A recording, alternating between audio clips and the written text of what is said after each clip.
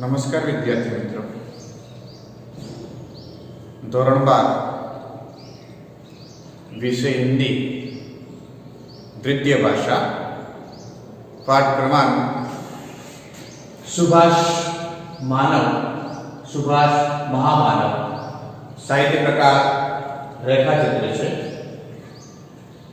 लेखक माखनलाल चतुर्वेदी। सर्वप्रथम लेखक का परिचय देखिए। राष्ट्रीय भावधारा के ओजस्वी कवि माखनलाल चतुर्वेदी का जन्म 52 में हुआ था। उन्होंने केवल नॉर्मल तक ही शिक्षा प्राप्त की थी। सागर विश्वविद्यालय से डी लिट की मानद उपाधि मिली थी। वे एक भारतीय आत्मा के नाम से हिंदी जगत में सुपरिचित है। हिम्मत रंगीनी, हिम किरीटनी, माता, युगचरण, समर्पण, वेणुलो, गुंजे धरा, बिजली, काजल, आज रही, मरण, ज्वार, कृष्णा ज्वार, कृष्णा अर्जुन, युद्ध, वनवासी, कला का अनुवाद, समय के पाप, साहित्य देवता, अमीर इरादे, गरीब इरादे, चिंतक की लाचारी आदि उनकी प्रमुख रचनाएं हैं। उन्होंने हिंदी साहित्य सम्मेलन की अध्यक्षता की और उन्हें तुलादान प्राप्त हुआ तथा मध्य प्रदेश द्वारा राजकीय अभिनंदन किया गया। उन्होंने भारत सरकार की साहित्य अकादमी का पुरस्कार प्राप्त हुआ है। सुभाष मानव, सुभाष महामानव। चतुर्वेदी की सुभाष बाबू के प्रति श्रद्धांजलि है, जिसमें सुभाष बाबू का चरित्र विश्लेषण करते हुए उन्होंने अनेक संघर्षमय जीवन के चित्र उभरे हैं। पाठ को सारांश। सुभाष मानव, सुभाष महामानव। चतुर्वेदी की सुभाष बाबू के प्रति श्रद्धांजलि है, जिसमें सुभाष बाबू का चरित्र विश्लेषण करते हुए उन्होंने उनके संघर्षमय जीवन के चित्र अंकित किए हैं। लोगों ने सोचा तुम अमेरिका और इंग्लैंड से घिरा होंगे, बंदी होंगे, तुम पर मुकदमा चलेगा, दंड दिया जाएगा, किंतु फिर तुम्हारा विमान चला अपने सिपाहियों से विदा लेकर किसी अज्ञात लोग की। लोगों ने कहा कि वह विमान गिर पड़ा, विमान टूट गया, तुम गिर गए, तुम अज्ञात लोग के यात्री अनाथ लोग के यात्रा बनते हो गए। तुम्हारी मृत्यु पर कुछ के जी में कांटा चुभ गया, कुछ के भी से कांटा निकल गया, किंतु तुम्हारी मौत पर देशवासियों ने विश्वास नहीं किया।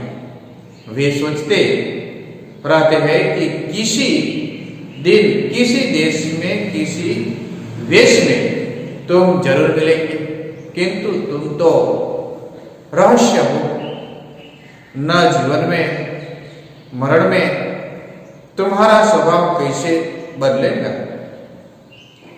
एक बात सच है, भारत का भाग्य बने, भारत का भाग्य बिगड़े, तुम अब उस निर्माण के हिस्सेदार नहीं हो सकते।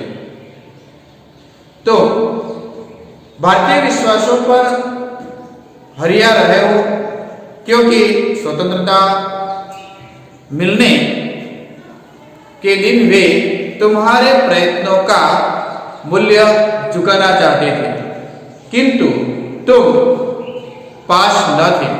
रहस्य पर भी क्या किसी का कहना होता है। तुम भारतीयों की कल्पनाओं पर छाए हुए हो। श्रद्धा सजोने की नियति आज्ञा नहीं देवी, तुम रहस्य हो गए। इस देश के सामंत, वीर योद्धा और बलिदानी प्राय रहस्य होते आए हैं। वे अपमानों के अनंत सामर्थ्य से अपनाते हैं और वरदानों के समय रहस्य हो जाते हैं। तुम्हें देश बंधुदास ने प्रबुद्ध लोगों में खोजा था। तुम बंगाल के लाडले हो। तुम अपने आप क्रांति पथ पर नहीं आए। प्यार करने वाले और खोजने वालों ने देखा कि तुम कष्ट को जोड़ते हो और त्याग को गुणित करते हो। रहस्य मानो तुम्हारा स्वरूप हो, नहीं स्वभाव भी था। तुम्हारी जीवन यात्राएं सदा विचित्र रही। तुम आईसीएस का इतिहास देने अपने ही भाइयों के गुलाम मानकर, गुलाम बनाकर विदेशी हुकूमत करने वालों की बदजात में मिलने पहुंच गई।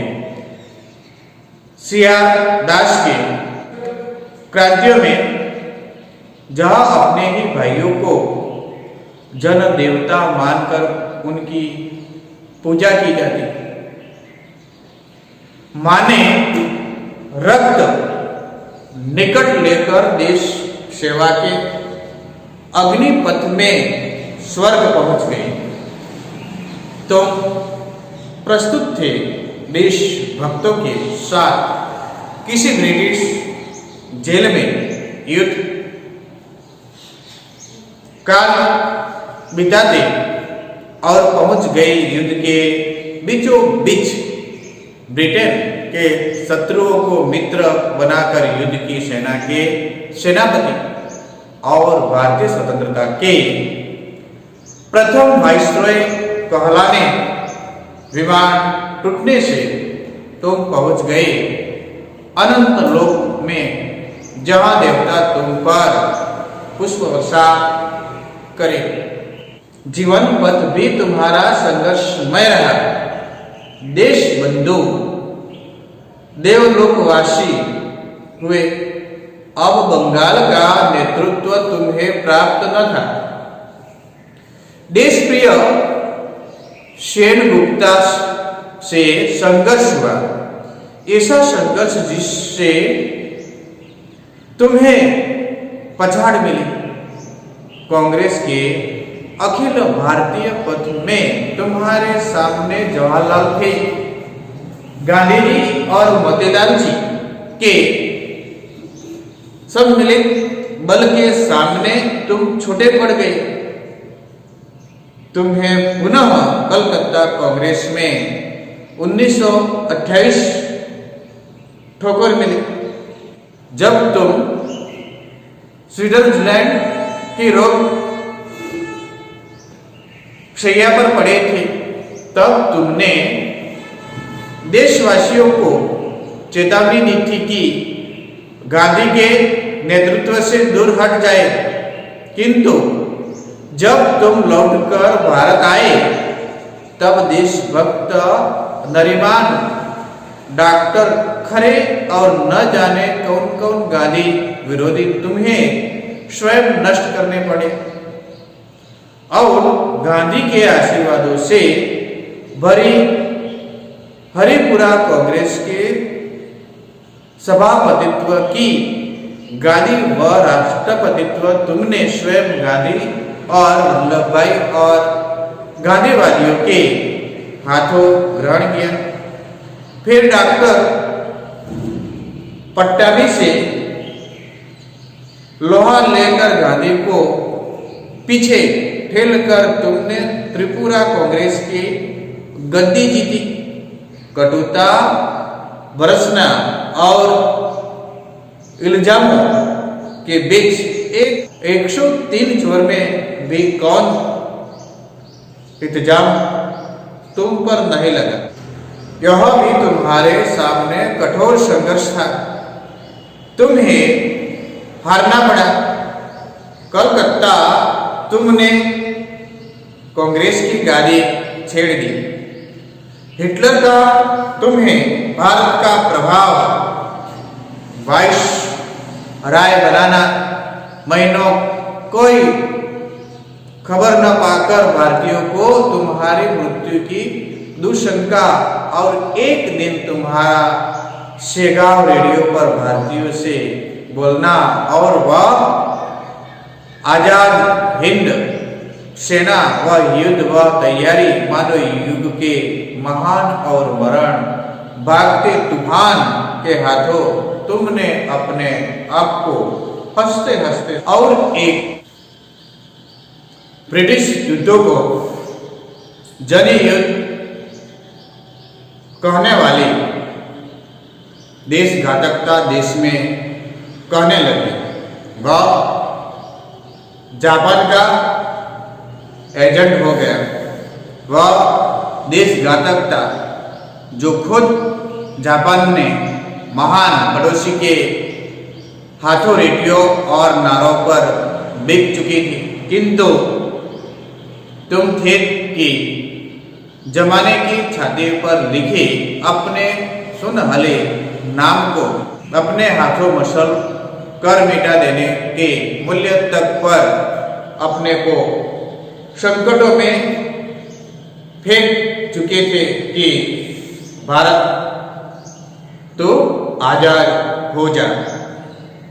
आज तो जब तुम्हारा गुण गाते हैं, तुम्हारे सिपाही भारतीय सेना में ले लिए गए हैं। तुम्हारा जय हिंद का नारा और भारतीय सरकार का नारा हो गया है और स्वर्गीय शरद घोष से स्वर्गीय सरदार श्री गले मिले थे और उन्हें भारतीय मित्रमंडल में जगह भी मिली थी। एक भारतवासी, सिर्फ एक भारतवासी ने अपनी जब संपत्ति तुम्हारे नाम कर दी थी। वे थे सरदार पटेल के ज्येष्ठ भ्राता विठल भाई पटेल।